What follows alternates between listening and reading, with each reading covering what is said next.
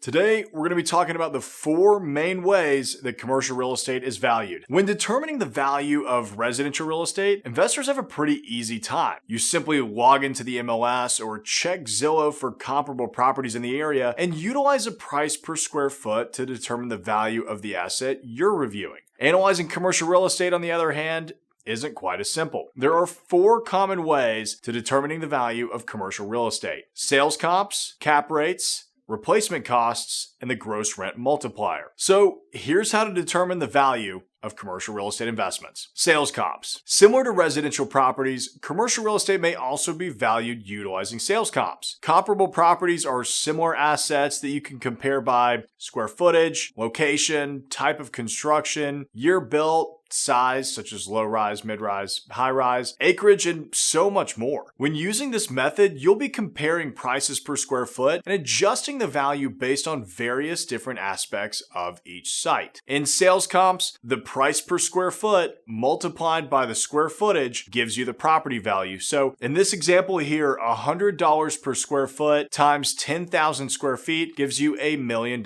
purchase price. The sales comp method is the most commonly used when an asset is largely or completely vacant, meaning the income, or obviously a lack thereof, adds little to no value to the property. In this instance, you'll review the tax records or CRS data, which is a favorite here at the Cobble Group, to find those comparable properties that have recently sold nearby. Your next option is capitalization rates, or cap rates. In my experience, the cap rate method is the most popular for determining the value of a commercial real estate investment. Commercial properties are largely valued based on the amount of income that they bring to the owner, so investors are essentially purchasing the stability of the cash flow of that asset. A cap rate is the anticipated cash-on-cash return if the asset was purchased in all cash. So in a cap rate scenario, the annual net revenue divided by total purchase price gives you the cap rate. For example, $100,000 per year divided by the $1 million purchase price would give you a 10 cap. So why do investors use cap rates? Well,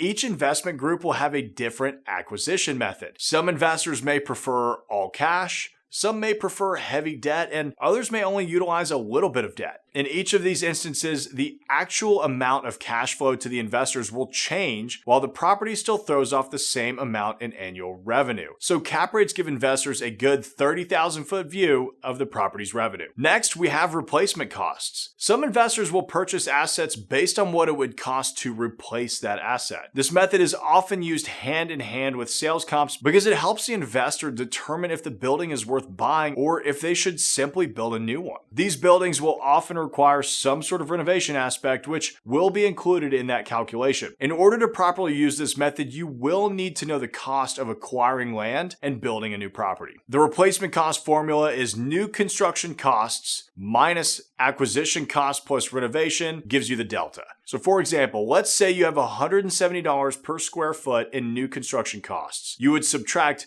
$80 per square foot, if that's your acquisition cost of a new building, plus $25 per square foot in renovations, which would give you a $65 per foot delta. This delta is intended to show the potential profit for investors in this scenario. If that difference is positive, then you could flip the property for a profit or rent it out at market rates. However, if the delta is negative, then you likely don't have a deal at all. Now finally, we have the gross rent multiplier. The gross rent multiplier, or GRM, is another solid method for determining a property's value. The GRM is a ratio of the total price of the property divided by the gross revenues received from that property. This number will tell you how many years it would take to pay off the property based on the gross rents received. So a lower number means the investment is a better opportunity.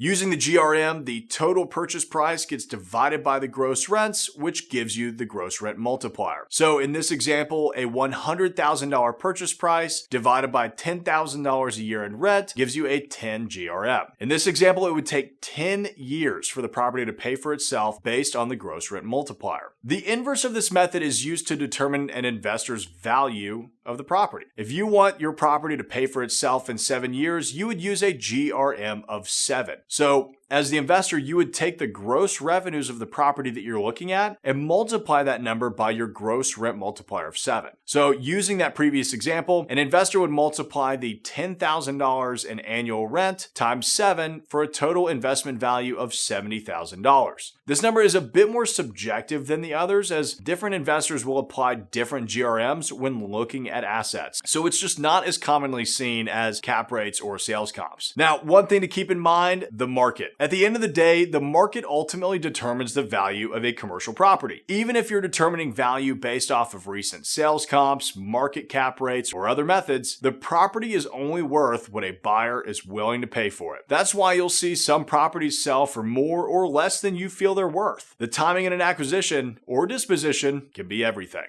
So there you have it for today's video. For more investment strategies, leasing and management tips, market updates, and more, smash that subscribe button, hit the like button if you like this video, and leave me a comment if you have any questions on how to value commercial real estate.